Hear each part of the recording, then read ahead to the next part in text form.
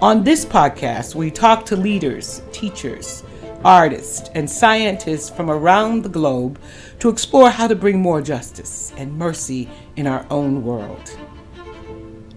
Today, we are so fortunate to have John Fernández from MIT and Amy Bowman from Carlow University. And today, we're going to talk about not just a just and merciful world, but a just and a sustainable world. So I'm really thrilled that the two of you have agreed to come and share with us today. Thank you for being with us. Well, happy to be here. Yeah, Thank you. Great. So let's begin with last night. We had a really insightful, thoughtful conversation about sustainability, and we talked about it from different aspects, from technology to art, to what we typically think about as sustainability. And John, you talked a little bit about water, but I think let's start out by just covering some of the basics. What are we talking about when we say sustainability? Let's start there from your perspective, and then let's move from what are we talking about to potentially what happens if we do nothing. Okay. John, you want to start? Okay. Yeah, sure. So when I talk about sustainability, I tend to start off with the basic definition. And, that's in light of the fact that a lot of people say sustainability means a lot of things to a lot of people. Mm-hmm. And actually, no, it doesn't. It means some very particular things. And the definition that I use comes from the Brundtland Report, which came out of a workshop in 1987 and is really sustainable development. And the definition is the ability for us to meet the needs of the current generation without compromising the ability of future generations to meet their own needs. And embedded within that definition is everything about what humans do, not just technology and not just physical things. It's what kind of world do we want for ourselves, and what kind of world do we want to allow to happen for future generations. And obviously future generations are just going to decide what kind of world they want, so it's up to them. So that's where I begin with sustainability. That's great. What's it mean to you, Amy?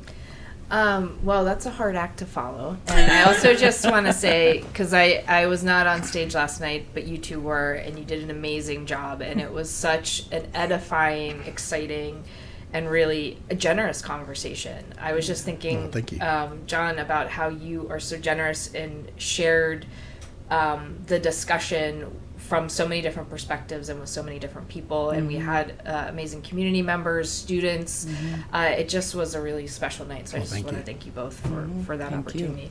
But when I think of sustainability, I think about it as interdisciplinary and across all facets of society. I also think about it in terms of what John is discussing, which I think that specific definition is so important in the sense that we are looking both ahead to the people that are coming after us, but also to the people that have come before us. And for me, that's a very, or not for me, but it is a very indigenous way of approaching existence and understanding our place in existence. So this idea that it's not just about us, that we are not autonomous individuals, but we are porous. We have, we eat food that comes from the earth. We interact with things. We all have skin in the game. And I think those things are in tension with the larger systems that shape our world today, which are essentially capitalism specifically. And another thread that I pulled out that was striking to me last night were these intersections between ableism and capitalism and competition in relationship to care, and how it is those tensions that really prevent us moving forward in a really sustainable way. Before I get back to that second part of the question I asked you, and that is what happens if we do nothing? Well, let me further help us define how did we get here, right? How did this become the issue? What happened? When I was a child, nobody was talking about sustainability, right? Yeah.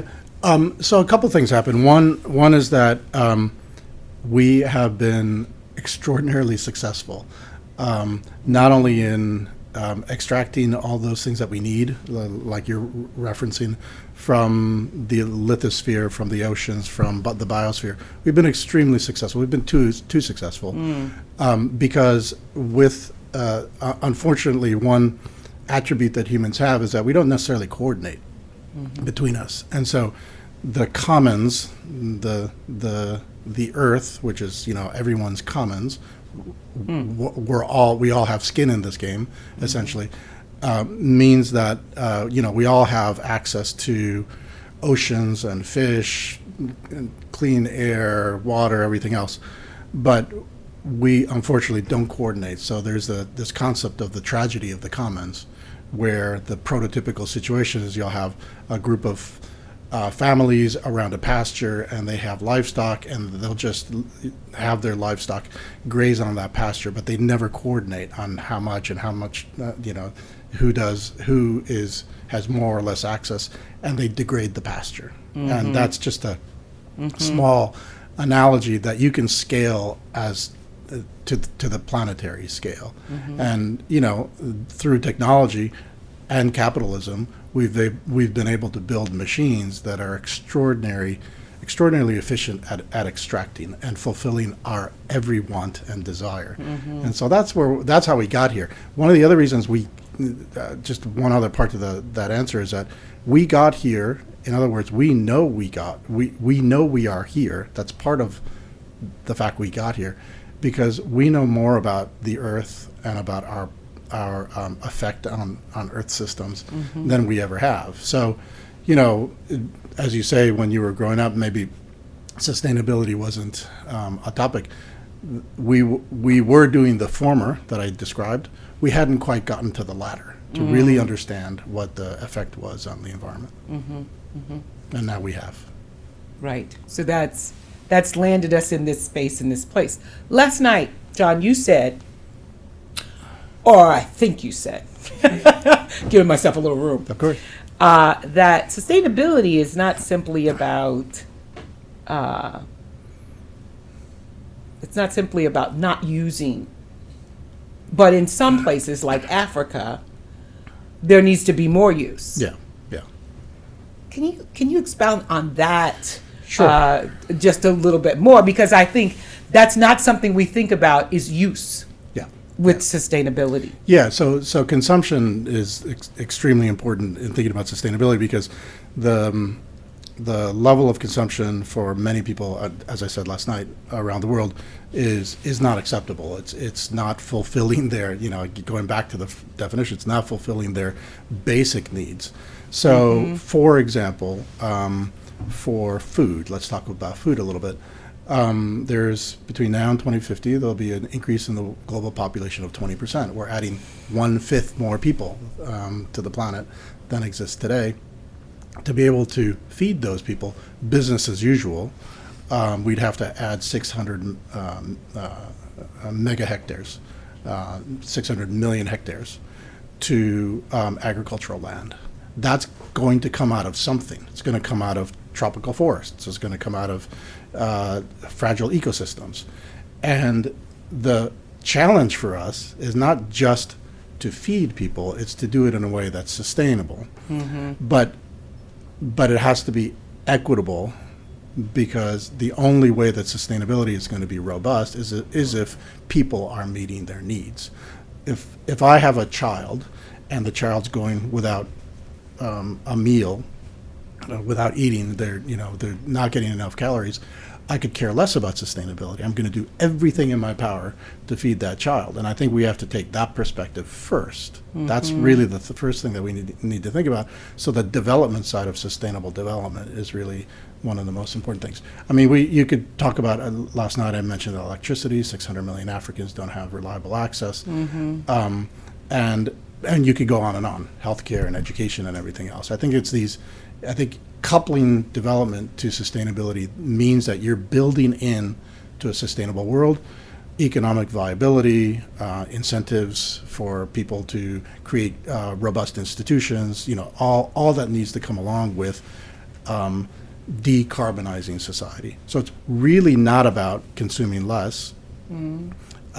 It's about consuming in a different way, and consuming in a way that I don't want to go into distributing the wealth of our production, because that's another issue altogether. But it really is about being able to understand what people need and fulfilling those needs in the system that we have, and slowly shifting the system away from a singular capitalist model. And the word that comes to my mind as you two are having this discussion is the notion of reciprocity. And I think that example of that you gave last night, John, that stuck with me as well, Dr. Humphrey, is that we're not looking at deprivation across the board, that in fact we're thinking about reciprocity and balance. And that's what ecosystems are. It's about balance and interconnectedness. And so there's larger questions at hand in terms of how, without saying like the redistribution of resources, but is there a way, like, how do we bring in sharing and just reciprocal relationality in a way that can benefit everyone? And so that's what, as you were talking about that's what came to mind, that concept. So Amy, you talked a little bit about reciprocity and sharing. And ultimately, we talk about those concepts routinely with our students, right? We talk about mercy. And mercy, it's interesting how mercy ties and wraps around this conversation. John, we talk about mercy being the process or the willingness to walk into the chaos of others. And that's going to be required if we really are going to make dramatic change. We're going to have to be willing to walk into the chaos of others. Amy, talk a little bit about how do you do that in the classroom today, given, that concept in general. I think people who are listening to this would say, oh, that's nice. We want to tell people to share, right? But how do we make that stand up and walk? How do we make that really concrete in the lives of the young people? Not the young people. We have older students here as well, that we are still trying to move that concept through. How are you doing it? Well, that is an amazing and multifaceted question, and I think there's many layers to it. For one, I just also want to point out that we are on an amazing campus that is super unique, where we have babies to our elders, the Sisters of Mercy, and everyone in between. And I know that is a big, in addition to the mission, attracted me to coming to Carlow and working in terms of just the diversity of the community here. So this idea of like sharing, like how do you get people to be like, yay, sharing? And we know that from the get-go, caregivers and parents and early educators, that is a big element of the education that young children get is, what does this mean to share and be in relationship with one another? And so in the classroom, and also and I do a lot of experiential learning types of education in terms of working with the students in the gallery and mentoring them in terms of how they interact with professional artists and how they interact with all different aspects of kind of the professional lives. And it goes from the most theoretical to the most practical.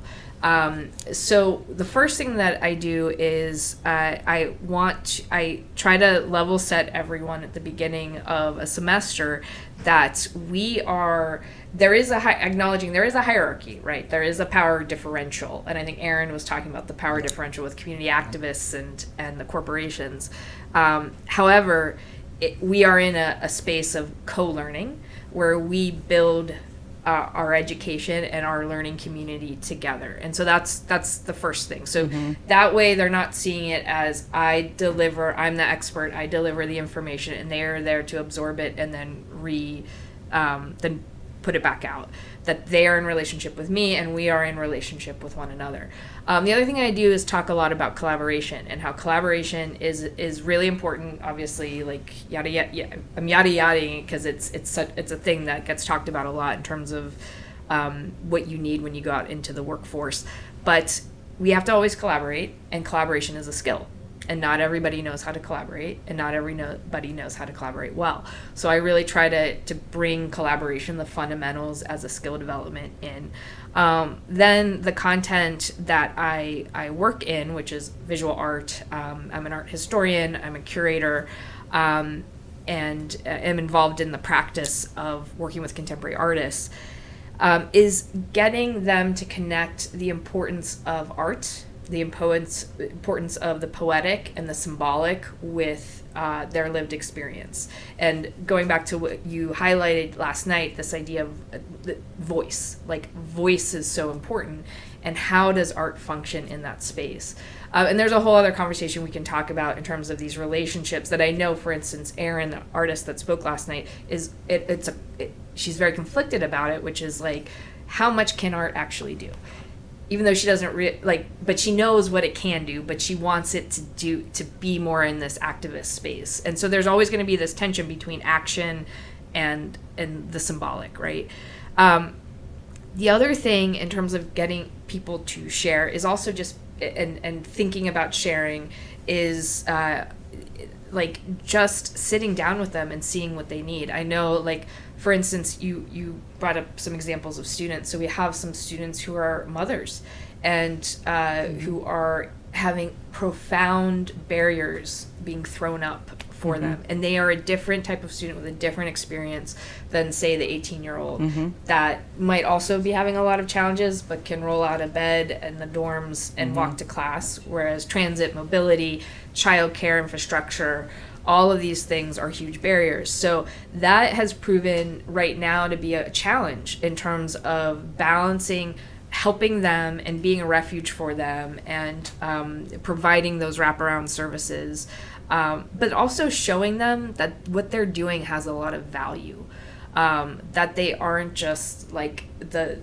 put upon single mom that doesn't have, who doesn't, like what they're doing is so vital. Going back to this next generation, the first teachers are the people who raise you.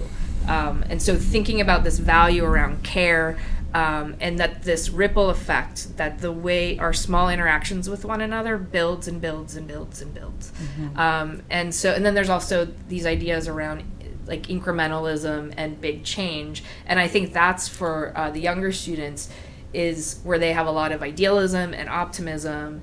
And but then I think like someone like Erin that kind of smacks up against some of the barriers, and then realizing that change doesn't happen as quickly. And I was actually wondering if you could sort of talk about that, because you mentioned your students last night, how they fill you with hope. Mine also fill me with lots of hope, and they're very energizing. Well, I mean, that's a great prompt, because I wanted to pick up on the one of the things that has really come across coming here to Carlow is that we're very, very socially attuned creatures. We're also very socially anxious. So we all have our communities, and we always think something about the other community that we're not a part of that is kind of off. It's not quite accurate. And the reality is, what I see is that the things that you're talking about, that you, Dr. Humphreys, and you, Amy, are talking about, taking an ethical stance, co-creating, co-designing, collaborating, understanding the priorities of a community, getting beyond the singular focus of the marketplace. All of these things are absolutely what is in the air at MIT, and I think a lot of other technical universities. There's a convergence, I think a really, really positive and unprecedented convergence between science and ethics. So it used to be in the 60s and 70s, and my father was an engineer, that engineers and scientists thought, this is not my thing. I don't do, that's someone else's problem. I just solve the performance function that I've been given for this device, right? And today that's really not the case for young engineers and scientists, who also are thinking, well, yes, I'm fulfilling the performance functions for this thing, this airplane, this satellite, this water system, whatever. But I'm also thinking about, well, what's its long-term consequences in terms of the material intensity of it? If it scales up, is it going to create enormous other environmental problems? Is it going to lead to more employment or not? What are the social ramifications? And one of the things that I see that's really promising is an engineer and scientist will think in those terms, but they won't make the judgment on the ethics of what they're doing. Mm-hmm. They will go to the expert. They'll go to somebody who actually understands the nuance of ethics, what is and justice, what is distributive justice versus other types of justice. They'll actually, because they have learned themselves that the greatest thing they can do with their physics friends and their chemistry friends or whatever is to be respectful of their disciplinary depth, right? Mm-hmm. There's a reason people silo, and I go to someone who really knows what they're talking about when I have a question. Same thing now. Didn't used to be this way. Same thing now with people who understand ethics, who understand the broader social context in which technologies are being proposed. Mm-hmm. And so therefore this idea of co-designing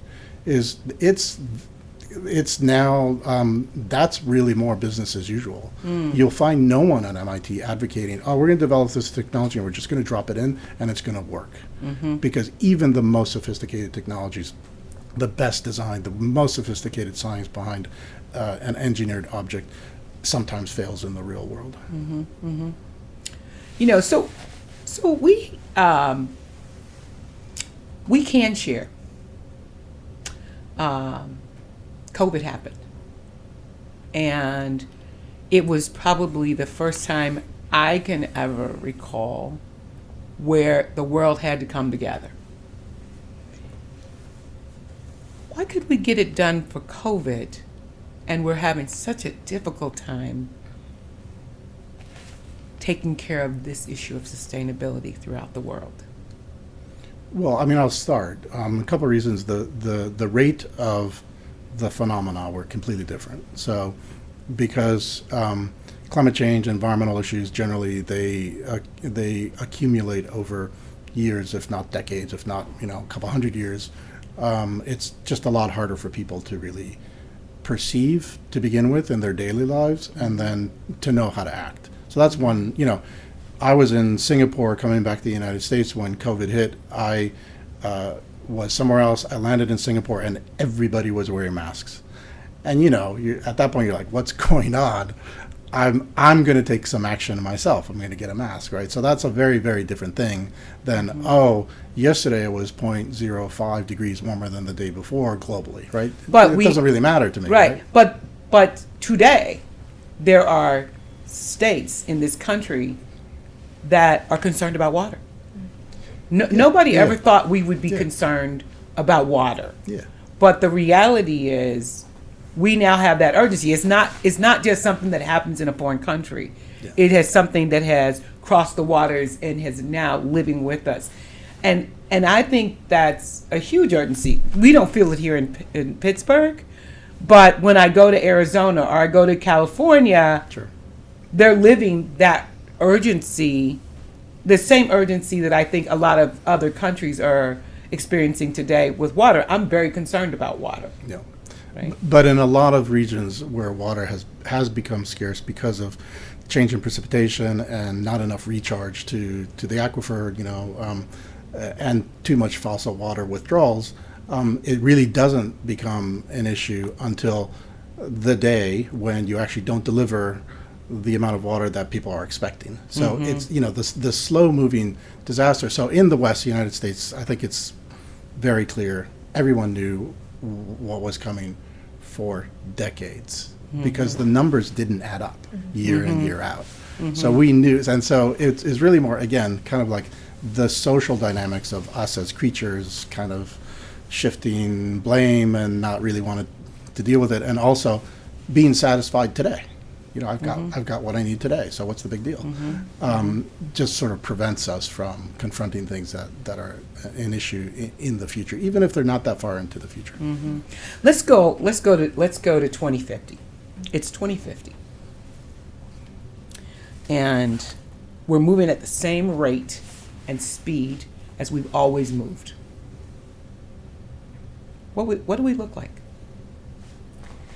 Well, so I'm going to answer this by also kind of doubling back and addressing the previous question too. So I've got two, I guess, anecdotes regarding this relationship between like the acuteness of the pandemic and how there was an immediate like before and after aspect that impacted all of us. And there was a newness to it, right? Mm-hmm. Like this entire generation had not experienced some type of illness that could actually pose this great of a threat. Mm-hmm. So it was a novel thing versus, as John was saying, these kinds of like slow moving, like we're on geological time, right? Mm-hmm. Like we're on a different time. We're not on a human time. Mm-hmm. And I think that for the 2050 piece, it's understanding like we have to have paradigm shifts, right? Just profoundly. We have to rethink what we understand time to be and what urgency means. But I've got a couple experiences. Like for one, my family's from Pittsburgh. I grew up in Pittsburgh. My family originally was in Hazelwood, which was they immigrated over from my mom's side from Italy and worked in the mills. There was a lot of health issues on that side of the family, but it's not until now that we're realizing, oh, those health issues were most likely caused by the proximity to that industry. I've also lived in the Gulf Coast area, in which there's like a different type of urgency. So I moved back up here to get away from the hurricanes and the heat. And because it's stressful, it is very stressful. And where we were at in Pensacola, they had these amazing clear aquifers, but there was a history of lumber processing treatment. So the land was really filled with these awful chemicals like creosote and all of that. And when Hurricane Ivan came in 2004, it poisoned essentially the aquifer. So the water quality in Pensacola is horrible. Air quality pretty good. And I recall my brother and I like competing over like which of our neighborhoods has the worst pollution. And that's absurd. Like we're like sitting there like, you know, having this like contest of who's in a more pronounced cancer zone. The other thing on the Gulf Coast, and so I really appreciated you bringing in those images of New Orleans post Hurricane Katrina. We were down there in 2009, so we were in New Orleans a lot and saw that where it was at that point. Which was pretty raw. But there's thinking about the West and thinking about things that are happening in Georgia and in Florida right now, where there's like controlling, it's all a construct. Like the water not being there is in large part because humans have tried to control the flow of water. You know, there are water battles. In the West, that's really pronounced in California. In the Southeast, you have Lake Lanier in Atlanta. The water flows through the Apalachicola River into the Gulf of Mexico. It created this amazing, rich ecological haven in Apalachicola Bay, where like known for its oysters, and so there's a whole industry built up around it. As Atlanta grew, Georgia redirected a lot of that water to Atlanta because it basically feeds Atlanta and is their drinking water. That has then messed up the salination of the Apalachicola Bay, and so the oysters do not survive. And so there was a complete and immediate collapse of an industry there. And we're talking like oystermen who were barely making enough money to begin with, who there's a big drug addiction piece to the whole thing. The quality of life there is just awful. And it's this beautiful place. And it's because, and so they've been fighting over who owns the water. And we need to stop doing that. So just going to like the 2050 piece, like paradigm shifts, and literally we cannot have states fighting over the natural flow of water because it has these immense ripple effects. Like why is Atlanta, and this goes to these questions of equity. Is Atlanta more important than Apalachicola? Are the people who live in Atlanta more important than the people who live in Apalachicola? And if you look at it from a market lens, Atlanta is more valuable. So, But I want you to think about this, Amy. You have little people I in do. your life. Yes. And so, in 2050, they're 25 years old, let's say, right? Maybe 28, 29, right? What kind of world are they going to live in? That's like tomorrow, Yeah. right? What kind of world are they going to live in if we don't do anything? A scary one. I'm very scared about that. I don't know, other than trying to do our part, getting solar panels, composting, talking to them about why this is important, having them think and understand the connection between, like, we live here, we enjoy going outside, not everybody gets to enjoy these things, we're all connected, we must, we don't smush the worm, we respect the worm, kind of a thing. But I am scared. The storms, the heat, the volatility, what they're going to have to be prepared for is unlike anything any of us know. And so I don't know how or if I'm preparing them well. And I think that's another question has to be at the center of the sustainability conversation, is kind of getting to your point, Dr. Humphrey, like things are going to be bad. We can, even if we're turning it around, it's not going to be the way it is today. What are we doing to prepare that next generation for the lived reality of all of that? And I'm asking this question because I think, a lot of people, we talked about this last night, they don't buy it because they can't feel it, they can't see it, they can't touch it. And I'm asking this question to give us more texture to, no, really, this is what it's going to look like. We already know, the science is already telling us, we know more about the earth, right? And so this is not a guessing game. This is the reality and the truth. And I think we don't paint the picture enough. We often talk about how we're concerned about it, but I don't think we paint the picture enough to really help people to see this is what you're looking at. So one of the things that you're saying is children may not play outside anymore, right? And the truth of the matter is, even today, some children can't play outside anymore, right? Which is something dramatically different, but very concrete, very hard, very real. And so I'm just trying to paint that picture a little bit more so that it's very concrete, very real. Yeah. So what I'd like to focus in on your question is, what's the reality? You want to know what the reality is, what's happening today, and what we can expect for the future. Well, so what's not as well known as the fact, and it is a fact that we've been moving very slowly, is that we recently are starting to move very fast.